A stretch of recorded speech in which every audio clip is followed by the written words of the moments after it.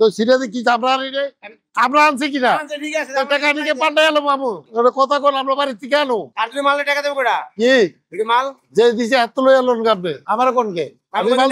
আমার এক বোঝা মালের টাকা দিছি মাল দিছি আমরা পাইছি আর এটা পটুয়াখালীটা এটা হলো 90 টাকা পাইছি সদরঘাট আসলে আমাদের চোখ রাখতে হবে 5টা কোনটা চাপলো কোনটা বাইরে হইতেছে কোনটা যাইতেছে এইভাবে না নৌকা দেখে আমরা চালাইতে আগে ডাক দিতে হয় নৌকা সতর্ক রাখলে নৌকা সামনে দেখলে সাইড কেটে যায় অথবা ইঞ্জিন স্লো করে দিই চলন্ত লঞ্চে লঞ্চ যখন বেকার দেয় ঘাটটা বাইরিয়া ওই সময় মাস্টারের ইশারা দিয়ে আমরা সিঙ্গেল দিলে লঞ্চ টপার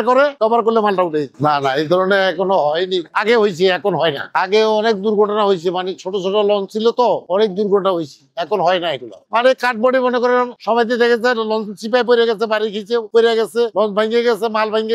ভাঙচুর হয়েছে আগে তো কাঠবোর্ডে ছিল এখন তো স্টিল বডি সবাই রিক্সা আমাদের মনে করো মাল এখন নামান করতে হয় দিতে হবে তাড়াতাড়ি আসতে হয়েছে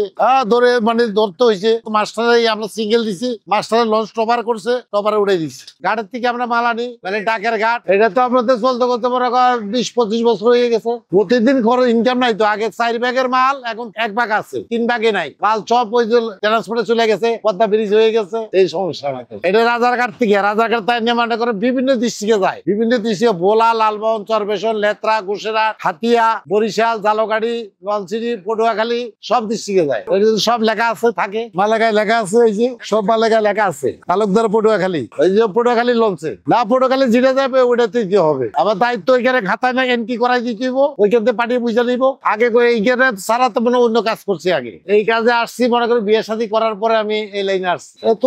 ট্রলার তো মনে করেন আপনার রাজাঘাট থেকে পানঘাট পর্যন্ত 14-15টা আছে সবাই আছে একটা দুইটা করে আবার দুইটা একটা কাঠবডি একটা স্টিল বডি তো মাল বেশি আসে মনে করেন 3 টন 4 টন 5 টন 7 টনের লওয়া যায় মাল সকাল থেকে আমাদের আরম্ভ হয় 12টার থেকে ওই সময় মতলবে লঞ্চে